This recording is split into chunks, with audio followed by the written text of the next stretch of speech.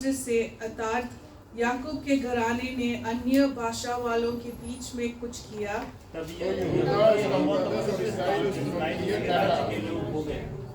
समुद्र देखकर भागा, यरदन नदी उल्टी बही। पहाड़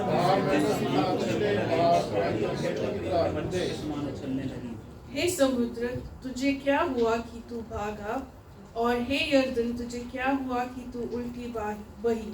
हे पहाड़ों, तुझे क्या हुआ कि तुम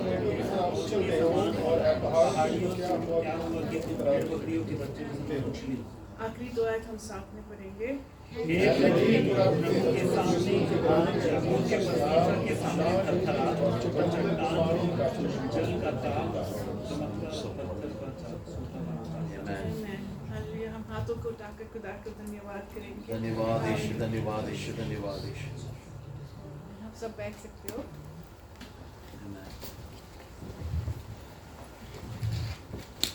सबको जय मसीह की। जब मैं ये भजन संगीता पढ़ रहा था, मनन कर रहा था, दो चीज़ें खुदा ने मुझे सिखाया, जो जिस चीज़ों से मैं ये हफ्ते पढ़ रहे थे, सीख रहे थे, मैं वो दो सोच आपके सामने रखना चाहती हूँ। अगर आप कोई मुझे पढ़ने में मदद कर सकते हैं, वर्सेस 5 और 6, ये भजन संगीता 114 का 5 और 6। ऐ समुंदर, तुझे क्या हुआ कि तू भागता है? ऐ यरदन, तुझे क्या हुआ कि तू पीछे हटता है? ऐ पहाड़ों, तुमको क्या हुआ कि तुम मेंढों की तरह उछलते हो?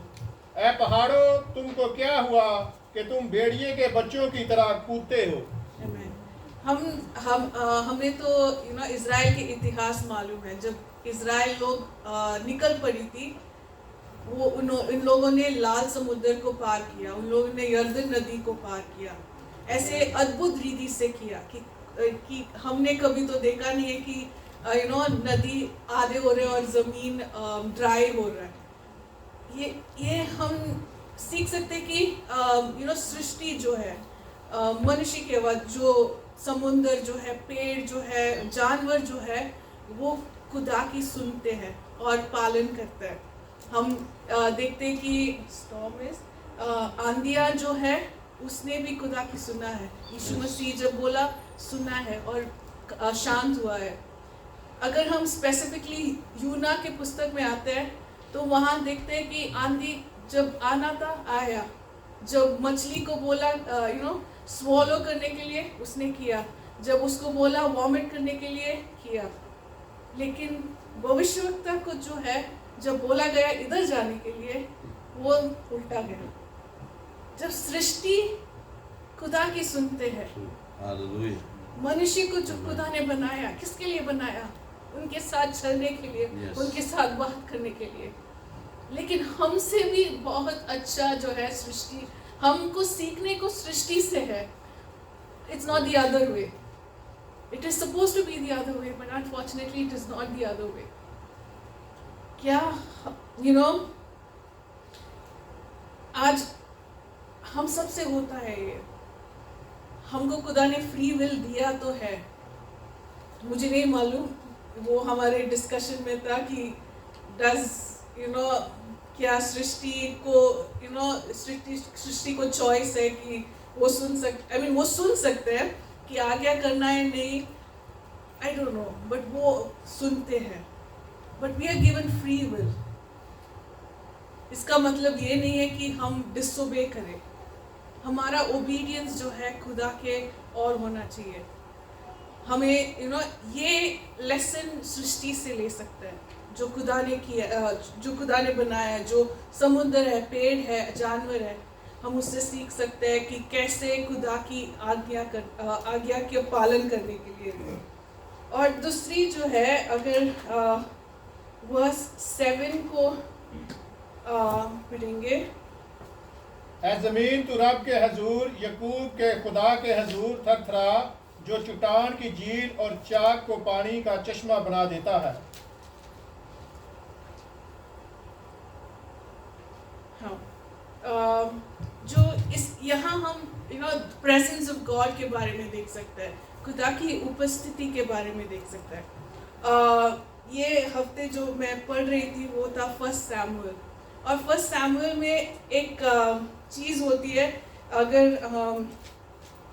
हम फर्स्ट सैमुअल चैप्टर 4 वर्स 3 में पढ़ते हैं, यहाँ एक ये इसका बैकग्राउंड ये कि यहाँ एक बैटल हो रहा है कि इज़राइल और फिलिस्तियों के बीच में, और इज़राइल हार जाता है। तो वो लोग का सोच क्या है, we will see in 4 verse 3। जब वे लोग छावनी में लौट आए तब इज़राइल के वृद्ध लोग कहने लगे, यहोवा ने आज हमें फिलिस्तियों से क्यों हरवा दिया है। आओ हम यहोवा की वाचा का संदूक शीलो से मांग ले आए कि वह हमारे बीच में आकर हमें शत्रुओं के हाथ से बचाए। यहाँ जो है इज़राइल एक चीज़ जानता है कि प्रभु की उपस्थिति नहीं थे, और ये लोग अंडर एस्टिमेट करते हैं खुदा की उपस्थिति को। ये लोग सोचते हैं कि खुदा की उपस्थिति कहाँ है, सिर्फ आर्क ऑफ द कवनेंट में है, वहाँ सिर्फ उपस्थित एक लोकेशन पे है उपस्थिति। वो भूल जाता है कि खुदा ओमनी प्रेजेंट है, वो हर जगह मौजूद है। वो उन लोगों ने टाइम नहीं निकाला कि पूछने के लिए क्या हुआ, बस लॉजिक यूज किया। खुदा का presence arc of the covenant में है, तो arc of the covenant battle में लेके आओ, तब खुदा का प्रेजेंस ऑटोमेटिकली आ जाएंगे। लेकिन क्या होता है, if you can read 4 verse 2 and 4 verse 10। तब फिलिस्तियों ने इज़राइल के विरुद्ध पाती बांधी, और जब घमासान युद्ध होने लगा तब इज़राइली फिलिस्तियों से हार गए, और उन्होंने कोई 4000 इज़राइली सेना के पुरुषों को मैदान में ही मार डाला। And 4 verse 10।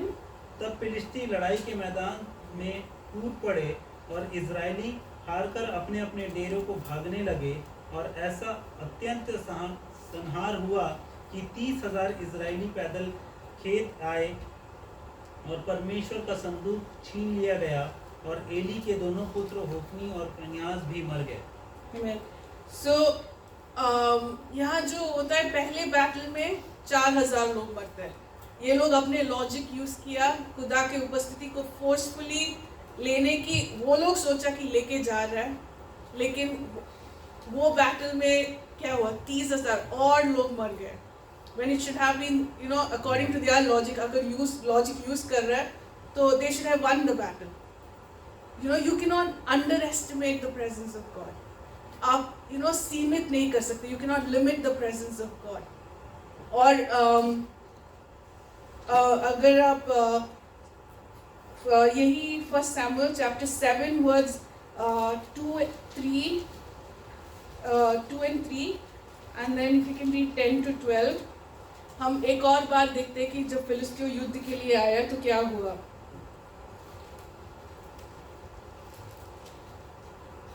Chapter 7 and 2 and 3।